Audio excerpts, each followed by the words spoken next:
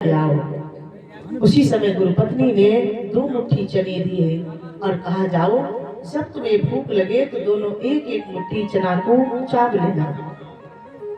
दोनों ही कुमार, दोनों ही बालक आज घने जंगलों में पहुंचे। भगवान भी सुदामा का परीक्षण कर रहे हैं। धीमी धीमी गति से हवा चली, हवा धीरे धीरे तूफान में बदल गई और उसी के साथ साथ जलवृष्टि होने लगी। जलवृष्टि होने के बाद सुदामा को भूख लगी।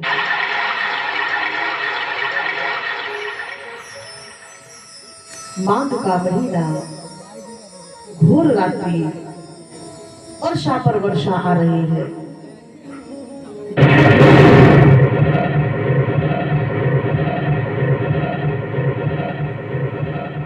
दोनों को ही अतिशय ठंड लग रही है। विद्या विहीन सम्मान सहित बेचारे जैसे रहते हैं। एक कान लगाकर सुनो, आप ये क्यों कर रहे करते हैं। पेड़ के नीचे खड़े दोनों पुत्र सर्दी से सिकुड़ रहे हैं, थर थर कांप रही है। ठंडी ठंडी हवा चल रही है और जब कोई वर्षा से भीग जाता है और फिर हवा लग जाए तो बड़ी ठंड लगती है। और वो तो एक ही वस्त्र में है, गुरुकुल का नियम है एक ही वस्त्र में रहना। अब सुदामा जी के पास जो चने थे भैया, सुदामा जी ने धीरे धीरे करके एक एक चने को खाना प्रारंभ किया। भगवान नहीं बोले। सुदामा जी अपने हिस्से के चने को चाव गए, कन्हैया नहीं बोले और सुदामा जी की भूख शांत नहीं हुई, क्षुधा बढ़ने लगी। तब सुदामा जी ने भगवान के हिस्से के भी चने को खाना शुरू किया। तब कन्हैया बोल पड़े, भैया कहाँ खा रहे हो है। मोहन ने कट कट शब्द सुना तो कहा, भ्रात क्या खाता है। बता भैया तू क्या खा रहा है। थोड़ा सा मुझको दे भैया, भूखो दम निकला जाता है। सुदामा जी ने कहा, मैं कुछ खा नहीं रहा हूँ। कपटी बोला क्या रखा है।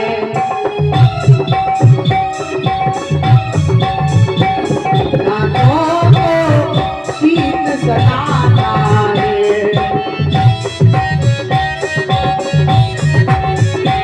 इसलिए तुम्हें ले जैसा कट कट का सब सुनाता है।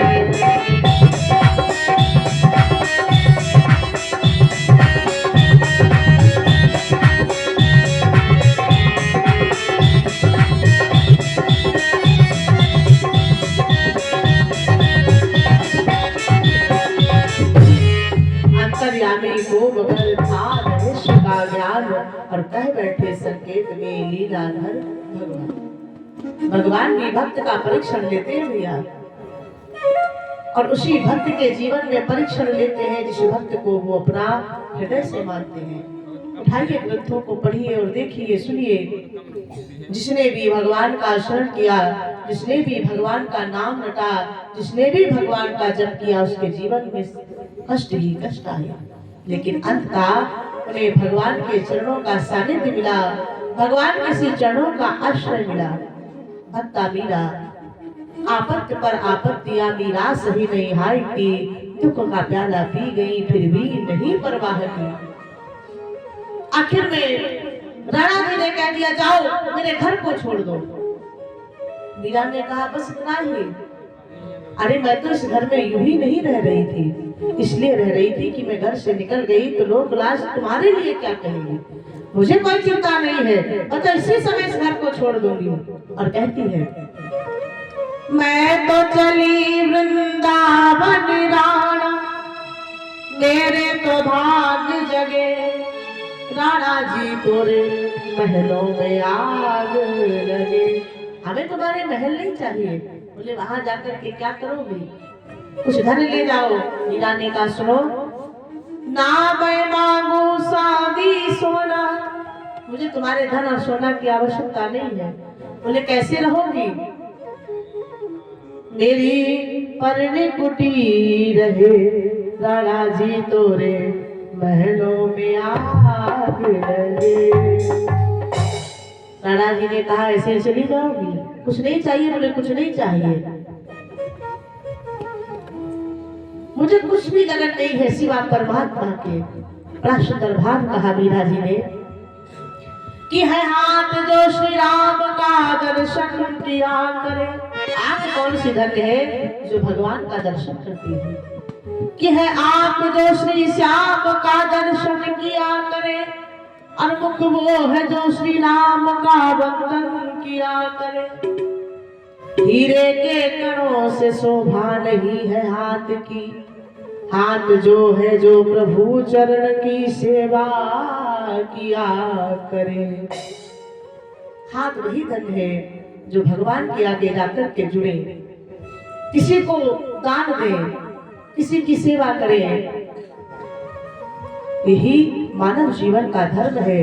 लेकिन आजकल का धर्म धीरे धीरे लुप्त होता जा रहा है। किसी को अच्छी बात बताओ तो बुरी लगती है, किसी को अच्छी सीख दो तो बुरी लगती है,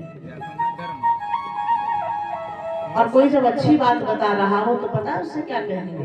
बड़े आए हमें समझाने वाले। हमें सब पता है, पता तो सबको है, ये बात सही है। क्योंकि आजकल ये मोबाइल चल रहे हैं, सबके मोबाइल में कथाएं आती हैं, भजन आते हैं, सब कुछ आता है, लेकिन कथाएं नहीं देखी जाएंगी। बुरा नहीं मानना, ये आप सबके लिए नहीं है। कथाएं कोई नहीं देखेगा, भजन कोई नहीं सुनेगा। यदि कुछ अन्य चीज आ रही हो तो जरूर देखेंगे। भले घर में सास चिल्ला रही हो, बहू काम कर लो, पहले देख लो। छोटे छोटे बच्चे जो पढ़ने जाते हैं उन्हें भी मोबाइल का शौक है। माता जी कहती भोजन कर ले बेटा, अभी नहीं बाद में करूंगा, और भोजन करेंगे तो मोबाइल सामने रखेंगे। मेरी माताओं, मेरे भाइयों, बच्चे आपके हैं, दूसरों के नहीं है।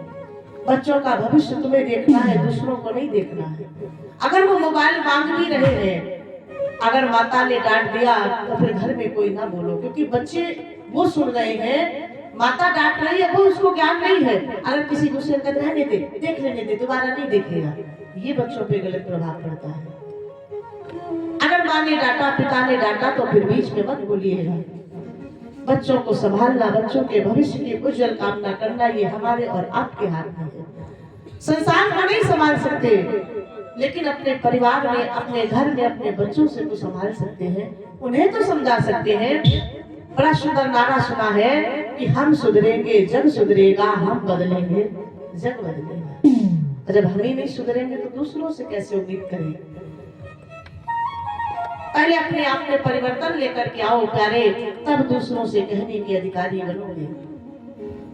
हम तुमसे कहते रहे कि सादा भोजन करो, आप कहीं गांव में आए हैं, 7 दिन रुके हैं, तुमसे कहें कि सादा भोजन